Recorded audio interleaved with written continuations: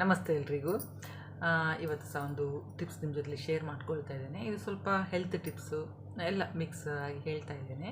ಖಂಡಿತ video full ನೋಡಿ. ಹಾಗೆ ಯಾರಾದರೂ ಹೊಸಬರು ನನ್ನ ಚಾನಲ್ ನೋಡ್ತಾ ಇದ್ದರೆ ಪ್ಲೀಸ್ ಸಬ್ಸ್ಕ್ರೈಬ್ ಮಾಡ್ಕೊಂಡು ವಿಡಿಯೋ ನೋಡಿ, ಹಾಗೆ ಲೈಕ್ ಮಾಡಿ, ಶೇರ್ ಮಾಡಿ ಮತ್ತು ಕಮೆಂಟ್ ಮಾಡೋದನ್ನು ಮರಿಬೇಡಿ.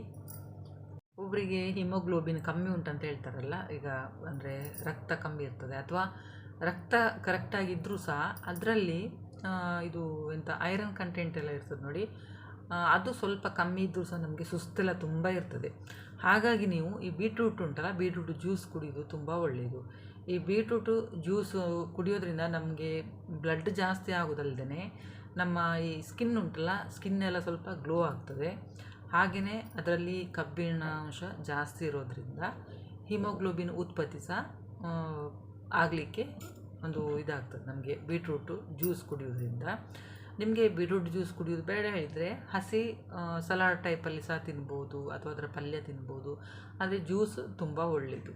ನಿಮಗೆ ಖಾಲಿ ಇದು ಎಂಥ ಬೀಟ್ರೂಟ್ ಜ್ಯೂಸ್ ಕುಡಿಯೋದು ಬೇಡ ಹೇಳಿದರೆ ಅದಕ್ಕೆ ನೀವು ಕ್ಯಾರೆಟ್, ಆ್ಯಪಲ್ ಅಥವಾ ನೆಲ್ಲಿಕಾಯಿ ಅದನ್ನೆಲ್ಲ ಮಿಕ್ಸ್ ಮಾಡಿ ಸಹ ಜ್ಯೂಸ್ ಮಾಡಿ ಕುಡಿಬೋದು. ಹೆಲ್ತಿಗೆ ತುಂಬ ಒಳ್ಳೆಯದು. ಅವರಿಗೆ ಎಂಥ ತಿಂದರೂ ಸಹ ತುಂಬ ಸುಸ್ತಿರ್ತಾರೆ, ಅವರು ಕೆಲಸ ಮಾಡಲಿಕ್ಕೆ ಆಗೋದೇ ಇಲ್ಲ, ಹಾಗೆ ಸುಸ್ತಿರ್ತಾರಲ್ಲ ಅಂಥವ್ರು ಅಂತೇಳಿದರೆ ಈ ಒಣದ್ರಾಕ್ಷಿ ಉಂಟಲ್ಲ, ಒಣದ್ರಾಕ್ಷಿಯನ್ನು ನೀವು ರಾತ್ರಿ ನೆನೆಸಿಟ್ಟು ಬೆಳಿಗ್ಗೆ ಅದನ್ನು ನೀವು ಖಾಲಿ ಹೊಟ್ಟೆಗೆ ತಿನ್ನಿ. ಇದರಿಂದ ಸ್ವಲ್ಪ ಸುಸ್ತು ಕಮ್ಮಿ ಆಗ್ತಾ ಹೋಗ್ತದೆ.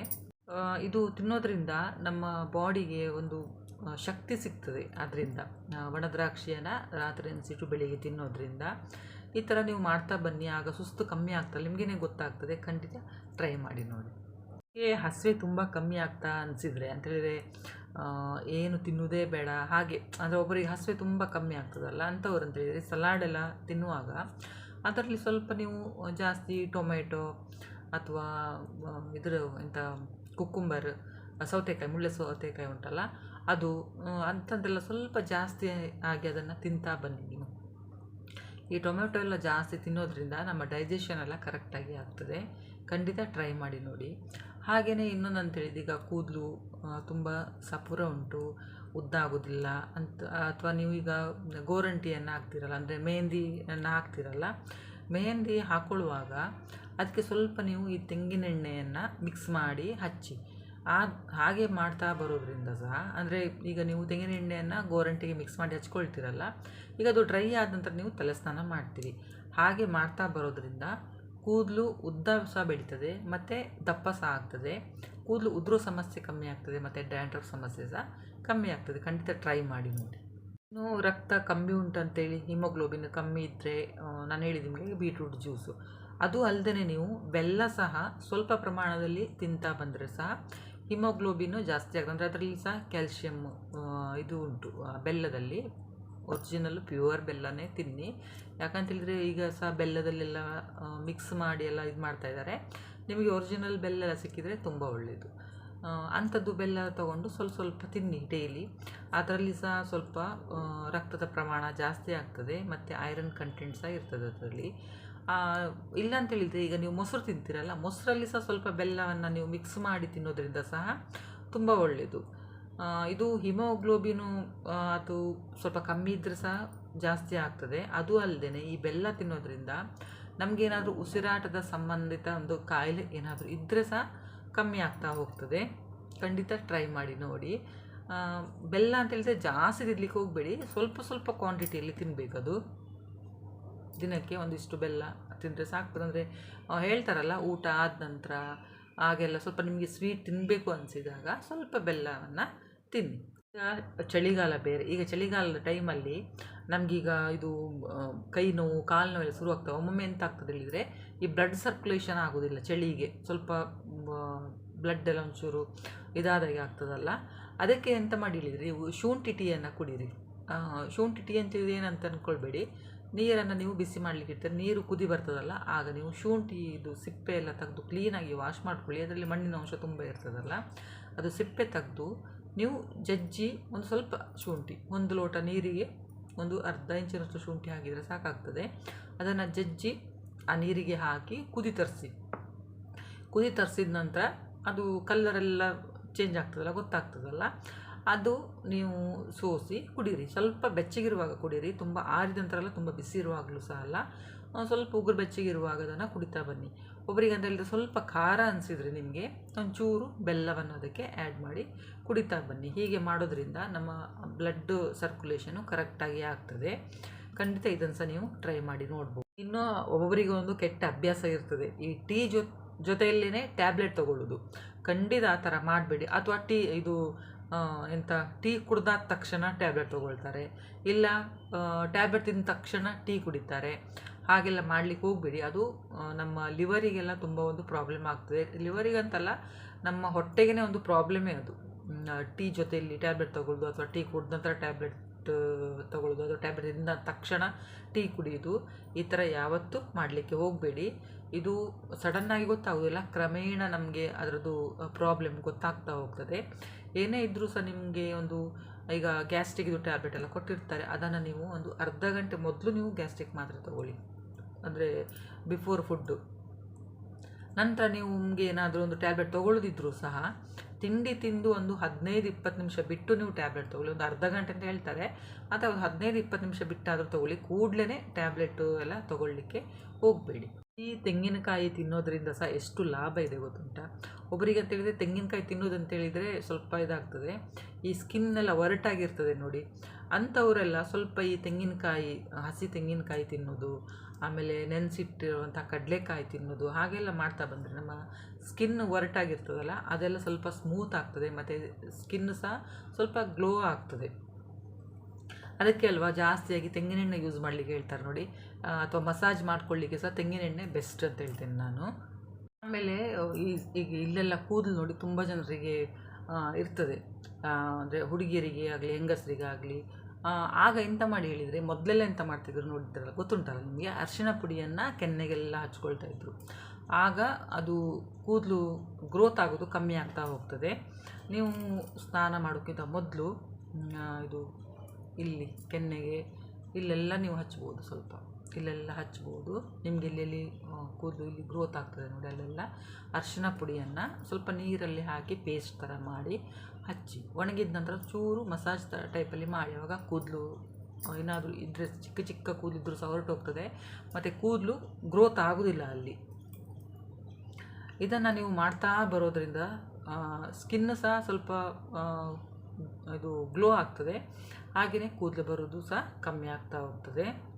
ಇನ್ನು ನಿಮಗೆ ಏನಾದರೂ ಸ್ವಲ್ಪ ಅದೇ ಕಾಲು ಗಂಟು ನೋವು, ಕೈ ಗಂಟು ನೋವು, ಅಲ್ಲೆಲ್ಲ ನೋವಿದ್ದರೆ ಈ ಉಪ್ಪು ಉಂಟಲ್ಲ, ಕಲ್ಲುಪ್ಪನ್ನು ಸ್ವಲ್ಪ ತೆಂಗಿನೆಣ್ಣೆ ತೊಗೊಳ್ಳಿ. ತೆಂಗಿನೆಣ್ಣೆ ಸ್ವಲ್ಪ ಕಲ್ಲುಪ್ಪನ್ನು ಹಾಕಿ ಬಿಸಿ ಮಾಡಿ, ಆ ಬಿಸಿ ಎಣ್ಣೆಯನ್ನು, ತುಂಬ ಬಿಸಿ ಅಲ್ಲ, ಸ್ವಲ್ಪ ಬೆಚ್ಚಗಿರುವಾಗ ಆ ಎಣ್ಣೆಯನ್ನು ತೊಗೊಂಡು ನಿಮಗೆ ಎಲ್ಲಿ ಊತ, ಎಲ್ಲಿ ನೋವು ಉಂಟು ನೋಡಿ, ಅಲ್ಲೆಲ್ಲ ಹಚ್ಚಿ ಸ್ವಲ್ಪ ಮಾಲಿಷ್ ಮಾಡಿ. ಅಂದರೆ ಜೋರಾಗಿ ಪ್ರೆಸ್ ಮಾಡಿ ಮಾಲಿಷ್ ಮಾಡ್ಕೊಳ್ಬೇಡಿ, ಸ್ವಲ್ಪ ಲೈಟಾಗಿ ಮಾಲಿಷ್ ಮಾಡ್ಕೊಳ್ಳಿ. ಹೀಗೆ ಮಾಡ್ತಾ ಬರೋದ್ರಿಂದ ನೋವು ಸ್ವಲ್ಪ ಕಮ್ಮಿ ಆಗ್ತಾ ಹೋಗ್ತದೆ.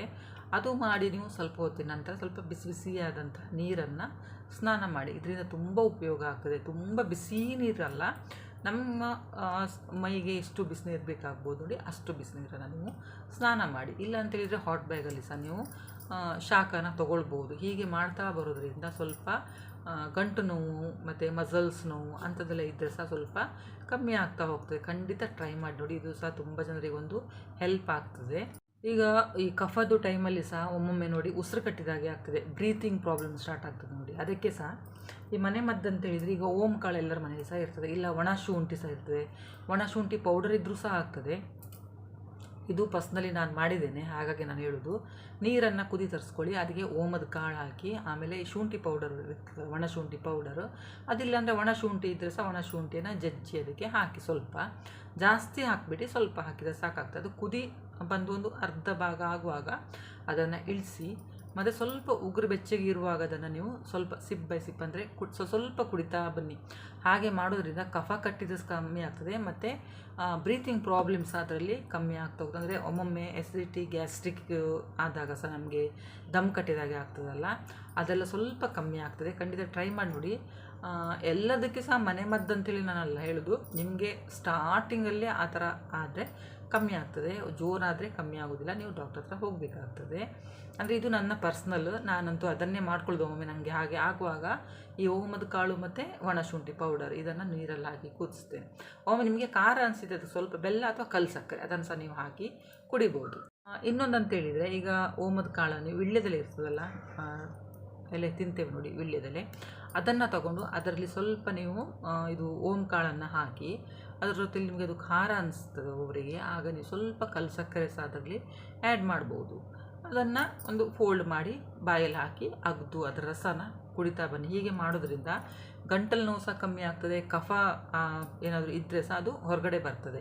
ಇದು ಸಹ ತುಂಬ ಒಂದು ಒಳ್ಳೆಯ ಮನೆಮದ್ದು ಅಂತಲೇ ಹೇಳ್ತೇನೆ ನಾನು. ಅವರಿಗೆ ಕೂದಲು ಬೇಗ ಬಿಳಿ ಆಗ್ತದಲ್ಲ, ಚಿಕ್ಕ ಏಜ್ ಮಕ್ಕಳಿಗೆಲ್ಲ ಹೇಳೋದು ನಾನು. ನಿಮಗೆ ಕೂದಲು ಬಿಳಿನೇ ಆಗಬಾರ್ದು, ಸ್ವಲ್ಪ ದಿನ ಕಪ್ಪೆ ಇರಬೇಕು ಅಂತೇಳಿ ಏನಾದರೂ ನಿಮಗೆ ಅನಿಸಿದರೆ ಕೆಲವೊಂದು ಸ್ವಲ್ಪ ರೆಮಿಡೀಸ್ ನಾನು ಹೇಳ್ತೇನೆ, ನೋಡಿ ಟ್ರೈ ಮಾಡಿ ನೋಡಿ. ನೀವು ಒಂದು 2 ಸ್ಪೂನಷ್ಟು ಮೆಂತೆಕಾಳನ್ನು ರಾತ್ರಿ ನೀರಲ್ಲಿ ನೆನೆಸಿಟ್ಕೊಳ್ಳಿ. ಅದರ ನಂತರ ಬೆಳಿಗ್ಗೆ ನೀವು ಅದನ್ನು ಗ್ರೈಂಡ್ ಮಾಡ್ತೀರಲ್ಲ, ಗ್ರೈಂಡ್ ಮಾಡಿ ಅದನ್ನು ಮೊಸರು ಜೊತೆಯಲ್ಲಿ ಸರಿ ಮಿಕ್ಸ್ ಮಾಡ್ಕೊಳ್ಳಿ. ಮಿಕ್ಸ್ ಮಾಡಿದ ನಂತರ ಆ ಪೇಸ್ಟ್ ಉಂಟಲ್ಲ, ಕೂದಲಿನ ಬುಡದಿಂದ ನೀವು ತುದಿ ತನಕ ಅದನ್ನು ಹಚ್ಕೊಳ್ಬೇಕು. ಆ ಪೇಸ್ಟನ್ನು ಹಚ್ಚಿ ಅದನ್ನು ಒಂದು ಅರ್ಧ ಗಂಟೆ ಬಿಟ್ಬಿಡಿ. ಹಾಗೆಯೇ ನೀವು ಅದನ್ನು ಶಾಂಪೂಯಿಂದ ಹೇರನ್ನು ವಾಶ್ ಮಾಡ್ಕೊಳ್ಬೋದು. ಅಂದರೆ ಇದು ಸ್ವಲ್ಪ ಅಂದರೆ ಇದು ಮೆಂತೆ ಉಂಟಲ್ಲ, ಸ್ವಲ್ಪ ಅಂಟಂಟ ಥರ ಇರ್ತದೆ, ಆದರೂ ಸಹ ನಮ್ಮ ಕೂದಲಿಗೆ ತುಂಬ ಒಳ್ಳೆಯದು. ಅದಲ್ಲದೆ ನಾವು ಈ ರಾತ್ರಿ ನೆನೆಸಿಟ್ಟಂಥ ಮೆಂತೆಗಳನ್ನ ಬೆಳಿಗ್ಗೆ ತಿನ್ನೋದ್ರಿಂದ ಸಹ ನಮ್ಮ ಹೆಲ್ತಿಗೆ ಸಹ ತುಂಬ ಒಳ್ಳೆಯದು. ಆಮೇಲೆ ಇದು ಸ್ವಲ್ಪ ವಾಶ್ ಮಾಡ್ಕೊಳ್ಳುವಾಗ ಸ್ವಲ್ಪ ಕಷ್ಟ ಆಗ್ಬೋದು. ಒಮ್ಮೆ ನೀವು ತಲೆ ಕೂದಲನ್ನು ಚೆಂದ ಮಾಡಿ ವಾಶ್ ಮಾಡ್ಕೊಳ್ಳಿ, ಆಮೇಲೆ ಲೈಟಾಗಿರುವಂಥ ಶಾಂಪೂನ ಯೂಸ್ ಮಾಡಿ ತಲೆ ಕೂದಲನ್ನು ವಾಶ್ ಮಾಡ್ಕೊಳ್ಳಿ. ಇದನ್ನು ನಂತರ ಈ ಹೇರ್ ಮಾಸ್ಕ್ ಉಂಟಲ್ಲ, ಇದನ್ನು ನೀವು ವಾರದಲ್ಲಿ ಒಂದು 3 ಸಲ ಆದರೂ ಮಾಡ್ತಾ ಬನ್ನಿ. ಹೀಗೆ ಮಾಡ್ತಾ ಬರೋದ್ರಿಂದ ಕೂದಲು ಉದುರುವುದಿಲ್ಲ ಮತ್ತು ಬೇಗ ಬಿಳಿ ಆಗೋದಿಲ್ಲ, ಹಾಗೆಯೇ ಡ್ಯಾಂಡ್ರಫ್ ಸಮಸ್ಯೆ ಸಹ ಕಮ್ಮಿ ಆಗ್ತದೆ ಮತ್ತು ಕೂದಲು ಸಹ ತುಂಬ ಶೈನಿಂಗಾಗಿ ಇರ್ತದೆ. ಇದನ್ನು ಖಂಡಿತ ಟ್ರೈ ಮಾಡಿ, ಇದರಲ್ಲಿ ಸಹ ಏನು ಸೈಡ್ ಎಫೆಕ್ಟ್ ಇಲ್ಲ. ಮೊಸರು ಮಾತ್ರ ತುಂಬ ಕೋಲ್ಡ್ ಮೊಸರನ್ನು, ಅಂದರೆ ಫ್ರಿಜ್ಜಲ್ಲಿ ತೆಗೆದ ತಕ್ಷಣ ನೀವು ಅದನ್ನು ಯೂಸ್ ಮಾಡಿಬಿಡಿ. ಯಾಕಂದರೆ ಒಬ್ಬರಿಗೆ ಮೈಗ್ರೇನ್, ಸೈನಸ್ ಪ್ರಾಬ್ಲಮ್ ಅಥವಾ ತಲೆನೋವು, ಶೀತ ಅಂಥದ್ದೆಲ್ಲ ಪ್ರಾಬ್ಲಮ್ ಇರುವವರಿಗೆ ತುಂಬ ಎಫೆಕ್ಟ್ ಆಗ್ತದೆ. ಹಾಗಾಗಿ ಮೊಸರನ್ನು ನೀವು ಹೊರಗಡೆ ಮೊದಲೇ ತೆಗೆದಿಟ್ಕೊಂಡು ಬಿಡಿ, ಅಥವಾ ನೀವು ರಾತ್ರಿ ಹೆಪ್ಪಾಕಿದ ಬಳಿಗೆ ಇರ್ತದಲ್ಲ ಆ ಮೊಸರನ್ನಾದರೂ ನೀವು ಯೂಸ್ ಮಾಡ್ಕೊಳ್ಬೋದು. ನಿಮ್ಮ ತಲೆ ಕೂದಲು ಉದ್ದ ಇದ್ದರೆ ಸ್ವಲ್ಪ ಜಾಸ್ತಿ ಮೆಂತೆಕಾಳನ್ನು ನೆನೆಸಿಟ್ಕೊಳ್ಳಿ. ಸ್ವಲ್ಪ ಕೂದಿದ್ರೆ 1-2 ಸ್ಪೂನ್ ಸಾಕಾಗ್ತದೆ. ಅಂದರೆ ಅದು ನೆನೆಸಿಟ್ಟಿನ ಸ್ವಲ್ಪ ದಪ್ಪ ಆಗ್ತದಲ್ಲ, ಮತ್ತು ಅದು ಗ್ರೈಂಡ್ ಮಾಡಿದ ನಂತರ ಸ್ವಲ್ಪ ಜಾಸ್ತಿ ಪೇಸ್ಟ್ ಥರ ಆಗ್ತದೆ. ಹಾಗಾಗಿ ನೋಡಿಕೊಂಡು ನೀವು ನೆನೆಸಿಟ್ಕೊಳ್ಳಿ.